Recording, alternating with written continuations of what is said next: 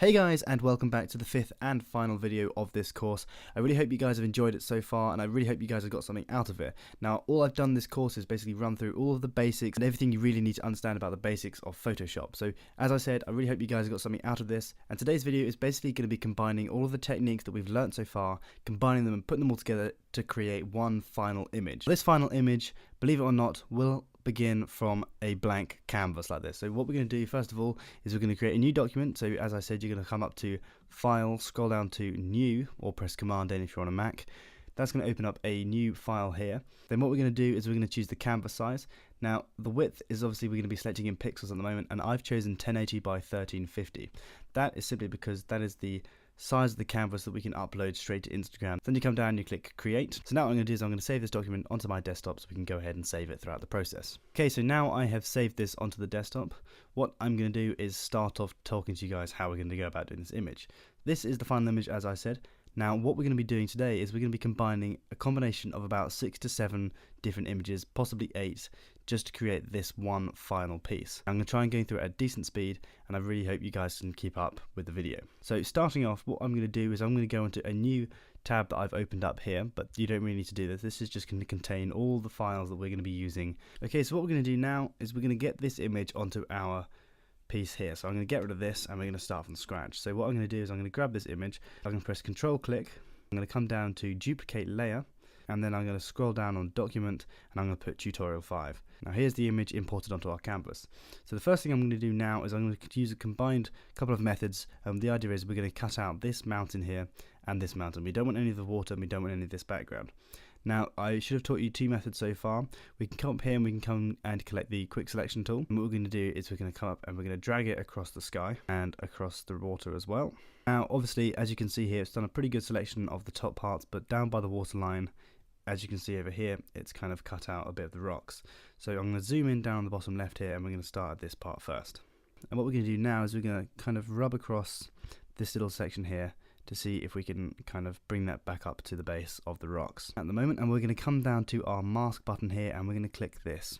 So as you can see, it's now got rid of the wrong part of the image. So what we're going to do to fix that is we're going to come into image, scroll down to adjustments, and then scroll down to invert. Or if you're on a Mac, you can press Command I. So once we've clicked that, that should invert the image. So now we have got the mountains cut out and we've got rid of all the background. Okay, so that is our foreground. So what I'm going to do now is I'm going to make sure that's labeled. So it's labeled as foreground wall, and I'm going to bring it down to a good position. So I'm thinking around about here would look pretty good. Okay, so now I've cut out that mountain. What I'm going to do is I'm just going to go ahead and cut out the rest of the mountains. You guys should already have the skills that you need to do that. We taught you that in the previous tutorials, but I'm not going to go ahead and label your time. So you go ahead and do that, and I'm going to paste those in when I'm ready. Okay, so then the final thing I want to talk to you guys about before we put the sky in is look at this image, and we can see that the tips of these 2 mountains over here are cut off. So what we can do here is we can choose to do 2 things. We can either choose to bring the mountains up higher, or we can cut them in between here and there. So what I am going to do is for this one, I'm going to bring these mountains up higher, and what we're going to do there is we can use the clone tool. So what we're going to do is we're going to zoom in and scroll up to our mountain on the left. Then we're going to come down and we're going to select our clone stamp over here. Now once you've selected your clone stamp, you may find you've got this little logo here with a little line through a circle. If you have got that, that means that your layer has not been rasterized. What you want to do is come across your image over here, click Control, click, and then you want to scroll down until we see rasterized layer. What we're going to do now is we want to select a part of this hill that we're going to basically duplicate and select and put it up over here. So what I'm going to do is I'm going to come down quite far down so we can't really notice a pattern that's been repeated, and you don't want to select somewhere that's going to be really obvious when you've selected it. So for example, this big crack here and this really obvious bar is going to look really obvious if you use that part again. However, these bits of the rock face over here, and especially down here, as you can tell, it looks pretty similar and you can't really tell where it's come from. What you're going to do is you're going to want to come up to your brush tool over here, make sure your hardness is on 0 at this point, and then what we're going to do is we're going to come down and we can click Alt or Option, and that's going to give us this tool here. This is now going to select the area that we want to be cloning, so we're going to click, and that's all done. And as you can see, inside my little paintbrush here, we've got an area that we can paint around.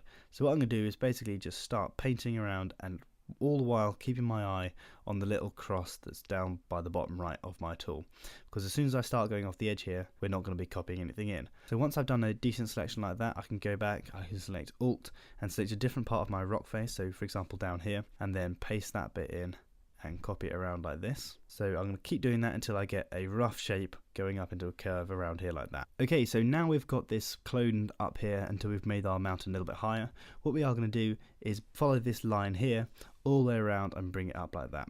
So what we're going to do is we're going to come down onto our mask tool over here, scroll down to our brush, make sure our hardness at the moment is on 100% and our foreground color is set to black. What we're going to do is we're going to zoom in and we're basically just going to cut out a really generic line following where we think the mountain should go, and I think that looks about right. Then what we're going to do is we're just going to rub out this selection here. Now the good thing about using a mask is if you decide that you didn't like that selection, you can come down, you can change your foreground color to white, and then you can just adjust it and bring it up further if you wanted to. So now you like the look of that, I'm going to leave that as it is, and we're going to go ahead and we're going to do exactly the same thing but over on the other mountain over here. So there we go, that is what we've done. We've basically followed the mountain up and we've created this image that looks like it was actually taken and continues off the edge of the screen. Okay, so the next thing we're going to want to do is we're going to want to place a sky into this image. So we're going to come back onto our selection of images and we're going to turn off that layer and our background hill, and we're going to come down and we're going to select our sunset sky. Because we've got it on here, we're going to select duplicate layer again, same as before, click tutorial 5, and then we're going to press OK. Now what that's going to do is that's going to paste it right on top of all these selections down here. Now what I want you to do at this point is start trying to organize your workspace. Click on all of your hills, your foreground, middle ground and background, press shift and click and make sure you've selected them all. Then what we're going to do is we're going to group these all together so it puts them all into a nice little folder and keeps our workspace clean.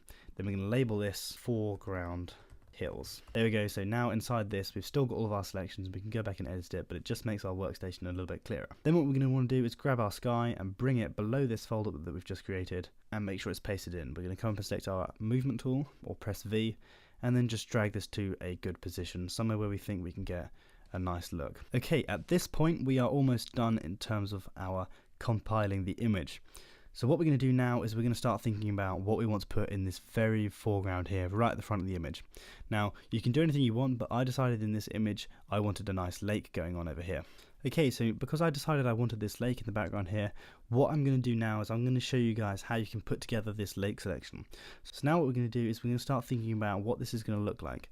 So of course, in a lake we're going to have a full reflection of all this stuff going on here. Everything up the top will be reflected, but obviously will be flipped upside down in the lake down here. So what we're going to do is we're going to start compiling our reflection. So what I like to do is I like to collect this group here and come down and select Command J if you're on a Mac, or you can select it and you can do Control click, and then what you can do is you can select duplicate group. That's going to do exactly the same thing, but you want to select tutorial 5 and it's going to duplicate the group up here like this. So now we've labeled that as reflection, what we're going to do is we're going to flip this vertically so everything is upside down. So we can do that by coming up to edit, scroll down to transform, and then scroll all the way down to flip vertical. Okay, so now we've reflected everything upside down, we're going to start thinking about where to put these individual sections. Now if I turn this off, what we can think about is where the waterline is going to go. So these background hills here, the ones in the middle ground, are going to be flipped around this line here. Then this little hill is going to flip around this line, and then these foreground are going to be flipped around this line here. So what we want to do first is grab our sunset, and we're going to duplicate that layer as well. We're going to drag that into our reflection pack as well, and then we're going to scroll up to edit, transform, and we're going to flip that one vertically as well. Okay, so now everything is flipped upside down, we're going to start working on our reflection. So we're going to do that by getting our sunset, and we're going to drag that right the way down so we have a sunset sky here. Now obviously that looks really strange at the moment, so what I am going to do is I'm going to drag that below the foreground so we can't see what's going on. Okay, so now that's the sky done, what we're going to do is we're going to come back into our foreground and we're going to work from the back to the front. So we're going to come down to background hill, we're going to turn on that layer, we're going to come back up to our reflection layer, and then scroll down and select the same part of the image. So that's the background hill again, but this one is going to be reflected. So we're going to select that and make sure our sunset copy at the moment is below all of this. So put that down there and then make sure our background hill is selected.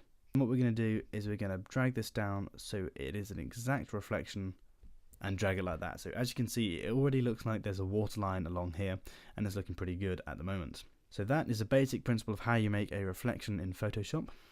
So then what we're going to do is we're going to continue along this technique until we get the full image worked up. So we're going to open up foreground hills again, we're going to work to our middle ground here, place that in like that, close our group up, come up to reflection and select exactly the same layer, that's our middle ground here, but of course this one's reflected. Turn that one on, make sure we drag that down so our corners are lined up, We're going to do the same again, scroll down to our foreground, select the next one up, that's the second middle ground one, open up our reflections and open up that one as well, and then we're going to bring that down. So we're going to adjust this now, make sure everything is in the right part, and there we go, that's looking pretty decent as it is. Then what we're going to do is we're going to come up and select our final layer. This is our foreground wall, and we're going to turn that one on, and then we're going to scroll down to our reflected layer, and we're going to turn that one on as well. And then what we're going to do is we're going to drag that layer all the way down to the bottom, down here, and then line that one up as well. You can use your little mouse arrows as well. Okay, so that is our reflection almost done. Now what we want to do is we want to start focusing a little bit on the details of this image. So what we've done is we've put all of our files in here, and as it stands the image is almost completed. Okay guys, so before I go ahead and put the water effects in so this actually does look like a reflection, what I am going to do first is talk a little bit about lighting and how to make sure this all blends really well together, because after all, before we put all the reflections in, there is not really much we can do to edit it. So what I'm going to do now is I'm going to zoom in and I'm going to point out this little section here, so you can see how this middle ground here doesn't really fit too well with this background bit. So what I'm going to do is I'm going to try and blend these in a little bit better. So you can see it's a little bit hazy on the edges of the mountain here. So what I'm going to do is I'm going to come up to our foreground, scroll down to our middle ground here, and then we're going to create a new layer. And then what we're going to do is we're going to create a clipping mask like you've seen before. You can click Alt, you can get this downwards arrow, and then click. That basically means that everything I do on this layer is only going to be applied to the layer below it. Then what I'm going to do is I'm going to come down to my brush tool, then I'm going to select my color here until I get my color picker, and I'm going to select a kind of a dark green somewhere down here, turquoise color, something like that. And then I'm going to click OK. Now come up to your brush and make sure the hardness is on 0 and you've got quite a large size going on. You can adjust the size again by using your square brackets, and then I'm basically just going to brush over the edges of the hills where it looks a little bit hazy, just like this. And as you can see, it's kind of making it blend a little bit better at the moment because the colours are a little bit darker. Now obviously at the moment it's going to look a little bit strange because I'm effectively just painting over the hills, but what I'm going to do is I'm going to come up to my blending modes and I'm going to scroll down and I'm going to select either overlay or soft light, and we're going to play around and see which one works best. So I'm looking at soft light and I'm liking the look of it at the moment. It's looking pretty good, and the blend that I've got between the two is looking pretty decent. So once I've done that, I'm going to close that up and I'm going to do exactly the same on the reflection layer. Okay, so once that's all done, we're basically ready to go ahead and turn this bottom part into a full-on reflection. So we're going to get our reflected group here, and we're going to duplicate that group again by pressing Command J or doing Control click duplicate. We're going to hide the before layer. We've done this simply because if we do something wrong here, we've still got the before part where we can go back and edit everything. So just hide that layer by pressing the eyeball, and then what we're going to do now is we're going to merge this group together. So we can do Control click and then click Merge Group. This basically turns everything into a single image and everything is all put together. So now what we're going to do is use the technique that we learned earlier where we make some ripples, so we can basically apply that to this section to make it look like a reflection. But before we do that, we're going to make sure we apply a little bit of a motion blur to this just to make it look a little bit more authentic. So we can do that by scrolling up to Filter, scroll all the way down until we get to Blur, and then come down and select Motion Blur. Now we don't want this to be done too much. 2 to 3 pixels should do it pretty nicely. Any more than that it's going to look a little bit strange, so click OK, and there we go. At the moment it's looking a little bit more like a reflection and something like you'd expect. Okay, so using the ripple effect that we created in one of the tutorials beforehand, I'm going to create some ripples on the water. Okay, so the next part of the image is going to be adding in the rope bridge that we saw earlier. So what I've done is I've created in the past a rope bridge PNG file here. What I've done now is I've drag and dropped my rope bridge file that I've created before in the past, and I've placed it onto my image. So you can either go ahead and download one of these files somewhere online, or you can go ahead and make this one yourself. That's what I did. I'm not going to go through how to make it in this video because it takes quite a while, but the basic principles are getting your pen tool, coming down here, setting your pen tool, coming up and make sure your stroke is on a nice brown colour, and make sure your size, you vary it for the bottom part and your ropes, and then you can go ahead and you can basically just draw in the base of your rope bridge, press enter, and that's going to be the base that you can draw in your top parts, your handrails, and then go ahead and put in each individual rung. But as I said, that does take quite a while to do, so if you want to have a go at doing that, by all means have a go, but you can see if you can download one somewhere online. So once we've imported our rope bridge in, what we're going to do is we're going to come ahead and we're going to transform this and make sure this fits a little bit better onto our image. I'm going to come to edit and scroll down and select transform and then scale. Now I'm going to squish this in a little bit because it doesn't quite fit on the image, so I think if we're looking at the top left, that fits a little bit better, and then if I take off the left a little bit, there we go, that fits a little bit better there. Okay, so there we go, that's the rope bridge imported and placed it onto our image there. Okay, so now what I've done is I've gone ahead and downloaded this file here. This is just basically some images of some birds in a PNG file format. Now what I'm going to do is I'm going to press Command T, or you can select Edit, scroll down to Transform, click Scale, and then I'm basically going to adjust the size of these birds and just simply drag and drop them and put them somewhere in the sky, somewhere where I think looks pretty good. So maybe make them a little bit smaller, and then we're going to come up and select the tick or press Enter, and there we go, we have some birds in the background over there. So now what we can do is we can start thinking a little bit more about lighting, and then we can go ahead and sort out this reflection. Now we can go ahead and we can start putting in some lighting into this, putting our little character in, and then we can start doing some color grading, and then the image will be complete. So now the final thing we've got to do is put in a little character walking along the little rope bridge here. So what we're going to do is we're going to drag and drop this, and we're going to duplicate this layer into our workstation. So we're going to click Duplicate Layer, and then we're going to select our document that we're currently working in. Select OK, and that's going to place him right here. Now we're going to want to put this right at the top in front of everything so we can kind of see what we're doing. Now we don't have to worry too much about a precise cutout of this character. That's because we're going to shrink him down to probably a little bit over the size of the drawbridge and put him right in the background. So if it's not a complete perfect cutout, it's not going to particularly matter. So what we're going to do is we're going to click W, or select our quick selection tool up here, and then just quickly run over our character like this until everything that we need in the photo has been selected. As you can see, that's not the best selection. If you were doing this properly and you wanted him right in the foreground, you'd probably go ahead and use the pen tool, use that technique, but because he's in the background, it doesn't particularly matter, so we're going to use that. So now what we're going to do is we're going to press Command J. That's going to give us a layer with our new character in it. Now what we're going to do is we're going to come up and select Edit, scroll down to Transform, and then select Scale. Now we're going to want to shrink this guy really quite small and put him right in the background. So put him onto the drawbridge. I'm going to put him around here, I think. Choose a good position for him, and then choose a good size. So at the moment I think he's a little bit too large. Okay, so now he's a good size. What we're going to do is we're going to drag him below the rope bridge so it looks like he's actually standing on it. And there we go, he's now standing in the background of our image. Okay, so that's the image basically done. The final thing I want to do is put a little bit of a beach up here. So we're going to go ahead back into all of our photos, select our beach layer, and duplicate this across as I said before. Duplicate layer, scroll down to tutorial 5. And then that's going to place it here. Now this is going to be a really simple cutout. We're just going to come up and select our marquee tool, press M, do a large selection, something like this, and then do Command J. Then we can delete this beach layer here. It will do for the purposes of this photo. Then we're going to select it, and we're going to drag it all the way down to the bottom here. And then just to make it look a little bit more natural, I'm going to rotate it around. I just press Command T there, or you can select the rotate part under Edit. There we go, so that's our beach placed in. Now what we're going to do is just to make sure it's not such a perfect straight line, I'm just going to do a mask, get our brush tool, make sure it's in black, make our brush size a little bit larger, and our hardness is on 100%, and just drag it across, just kind of break up that straight line on the edge, so it looks a little bit more natural, because of course you don't ever get a beach that's that perfectly flat. So there we go, that is our beach placed in the foreground there. Okay, so that is the image finally done. What I'm going to do now is I'm going to place an adjustment layer above it. So I'm going to come down, select the adjustment layers, scroll up and click curves. Now this is going to apply it to the entire image, and I'd like to bring up the shadows a little bit. So we're going to bring up the shadows a bit, bring down the midtones just to make the image a little bit darker. Do the same with the highlights, just bring those down a little bit. I'm going to decide to bring up the shadows a little bit more, just to fade them out a tad. Not too much, of course. And then I'm going to close that layer there. Okay, so now what we've done is we've placed that curves layer over everything, and I'm going to do the same again. I'm going to scroll down and we're going to click Hue and Saturation. That's going to do an entire layer over everything, and we're going to select a nice hue that applies to everything that makes it look quite nice.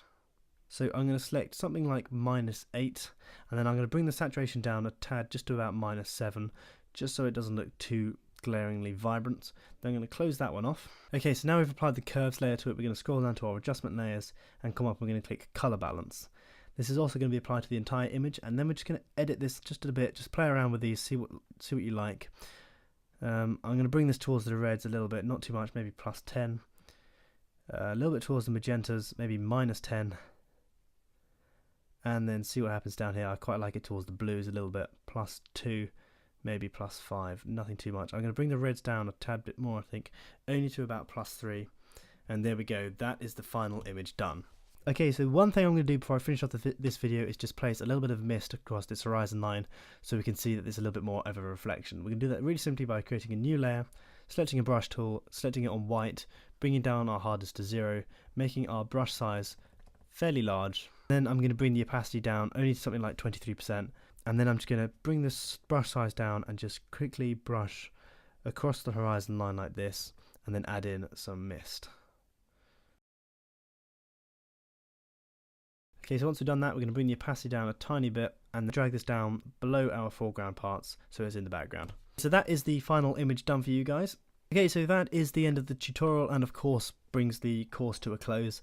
So I hope you guys have learned something and you guys have got something out of this entire course. We've taken you through the basics of how to use pretty much all the tools you need in Photoshop to create an image like this. Really hope you guys have learned a lot. We have definitely enjoyed teaching you guys, and if you guys have enjoyed the video, that's great, and we hope to see you guys around later on. So thanks for the course, guys, and hopefully we'll see you guys around soon.